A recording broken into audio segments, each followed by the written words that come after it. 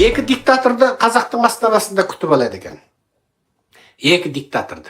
Ойбай, біздің енді жалдамалы жазғыштар деген әлеуметтік желіде жазып жатыр екен. Міне қазақтың сарыарқаның төрінде, міне қазақ мемлекеті дүниенің ірі саммитін өткізіп, дүниеге танылып жатыр дейді. О, әкеңді дедім ғой.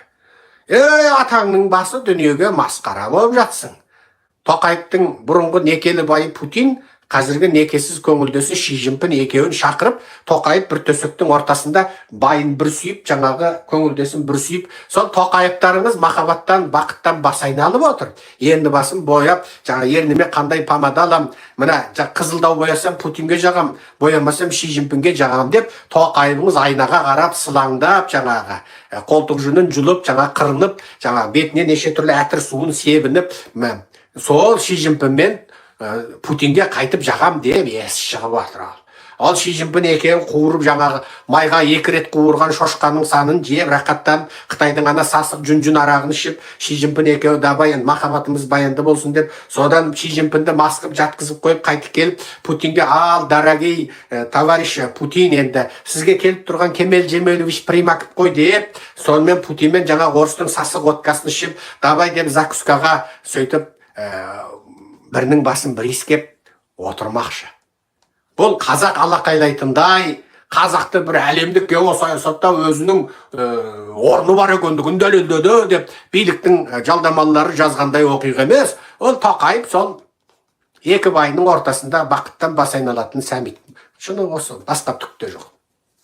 Шанхай ынтымақтастығы туралы ресми, бейресми дәлел деректерді сіздерге жеткіздім. Әзіл, бірақ саяси шындық. Мен сіздерге жаңағы костюм шалбарды киіп, галстукты тағып, қабақты түйіп алып, жаңағы объективті былай, субъективті былай, жаңағы перспективалық тұрғыдан, перспективалық тұрғыдан былай, объективті былай әйткенде бүйткен жаңағы деп былжырап қалың шетелдік латын тіліндегі терминдерді қапырылыстырып, сапырылыстырып отырып сіздерге бүйтіп саяси сабақ өтпей, мен қазақтың ең бай, ең шұрайлы тілімен сіздерге танымдық, нанымдық, ұлттық тарихи білім жеткізсем деймін. Әрбір қазақ тәуелсіз ойлай алса, әрбір қазақ Құдай берген жекеменшік тәуелсіз басыменен ойланып, Құдай берген жекеменшік көзімен дүниеге қараса, Құдай берген қазақтың тілімен сөйлесе, біз адам боламыз. Сіздер көрдіңіздер ма шошқа құсап қорсылдап жүрген қойды? Сіздер көрдіңіздер ма есек құсап аңырап күлге аунаған атты? Ат кісінейді, есек аңырайды, қой маңырайды, шошқа қорсылдайды.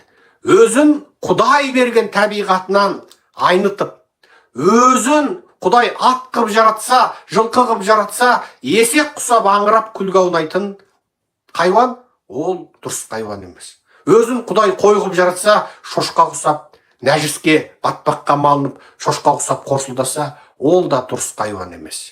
Құдай бізді қазақ қып жаратса, неге ақ шошқалардың тілінде сөйлеуге тиіспіз? Неге Құдай бізді қазақ қып жаратса, неге біз ақ шошқалардың логикасымен өмір сүруіміз керекпіз?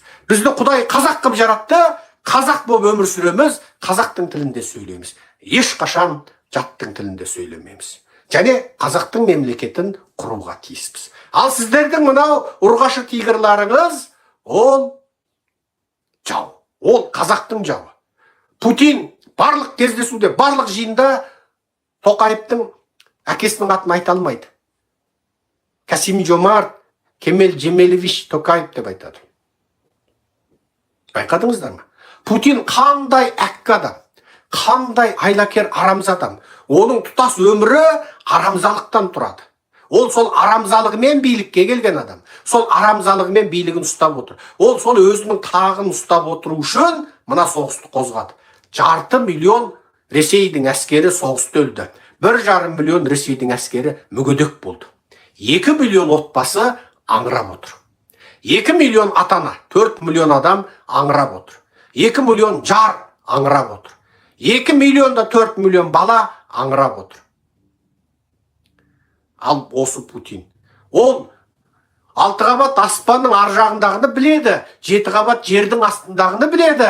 Бірақ Касим-Жомарттың әкесінің атын білмей, Касим-Жомарт Кемел Жемелович дейді. Неге? Егер жаңылмасам, осы жолы да Астанадағы саммитте Путин Құдай біледі, Касым-Жомарт Кемелевич деуі мүмкін. Неге?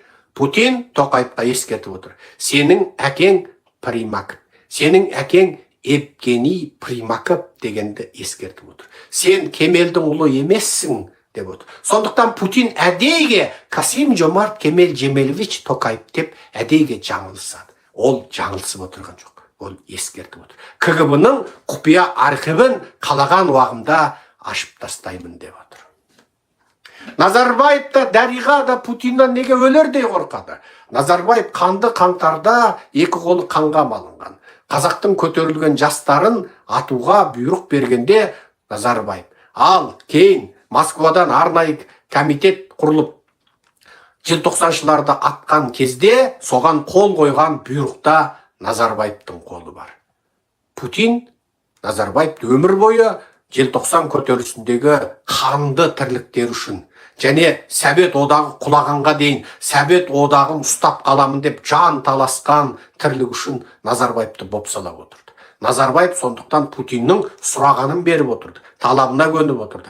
Еуразиялық экономикалық одаққа кіретін кезде әлгі өте ұлы ақындарымыз бар ғой, жаңағы. Өте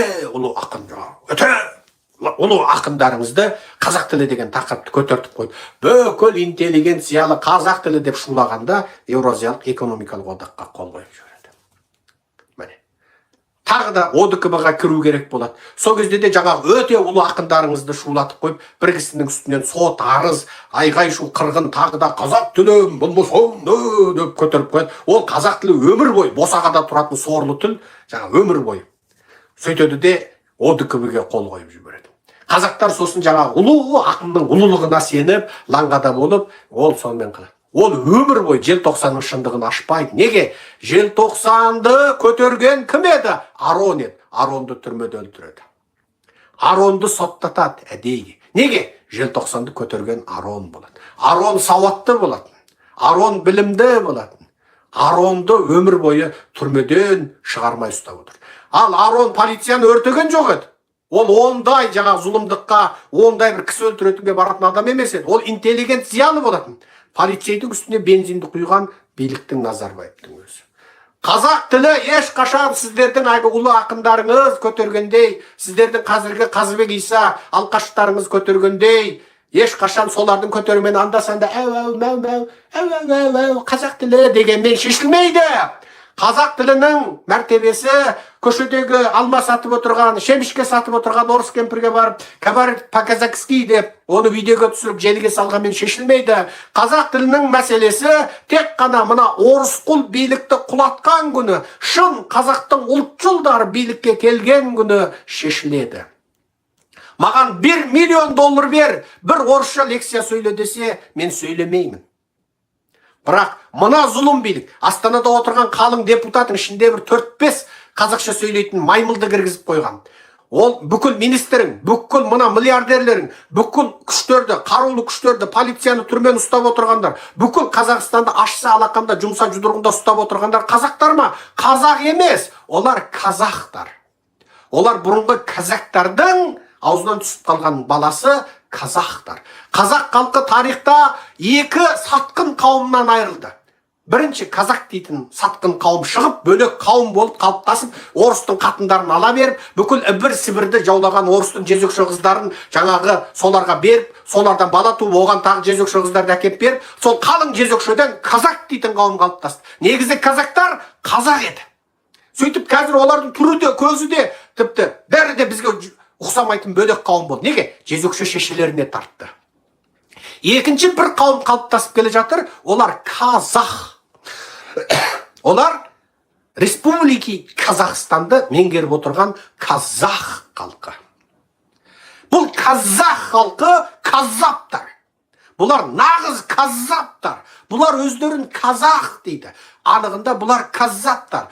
Осылар қазақ дейтін атты жамылады. Ұлтың кім десе қазақ демейді, қазақ дейді. Қазақстан деп айтатындар осылар. Ағылшын тілінде де Қазақстан емес, Қазақстан болып отырған себебі сол. Кеймен басталып, кей ашпен аяқтап отырғаны сол. Алдынан оқысаңнан, оңнан оқысаң да қазақ, солынан оқысаң да қазақ, оң оқысаң да қазақ, теріс оқысаң да қазақты қазақ қылған кімдер? Сол Касим-Жомарт Кемел-Жемелевич Примакович Тоқаевтарыңыз. Ал бұлар билікте отыр. Бұлардың балалары орыс тілді, бұлардың немерелері орыс тілді. Бұлар тұтасымен русский мирде өмір сүреді. Олар ешқашан қазақ тілін үйренбейді. Олар немісше білсе біледі, французша білсе біледі. Олар тіпті арабша біліп, діни сектант болса болады. Олар тіпті Түркияға барып, кардаш деп түркше білсе біледі, бірақ қазақша білмейді. Қазақша білмейді. Осы қазақ ұлтының өкілдері билікте тұрғанда қазақ тілі өмір бойы босағадан озбайды. Қазақ тілінің мәртебесін көтерудің жалғыз ғана жолы мына ұлт сатқындарын тұтасымен, тайлы таяғымен, кәрі жасы демей, бала шағасымен, үрім бұтағыменен түрмеге тығу. Одан басқа жол жоқ. Одан басқа жол. Біз ұлт азаттық күрескеріміз. Қазақ дейтін ұлтты жаулап отырған, қазақ дейтін нарқоспақ шаталардан қазақты азат қылу үшін күресіп жүрген ұлт азаттық күрескеріміз. Біз Кенесарының туын ұстаушымыз. Біз Оспан Батырдың туын ұстаушымыз. Біз қазақты шын мәнінде азаттыққа жеткізу үшін күресіп жүрген күрескеріміз.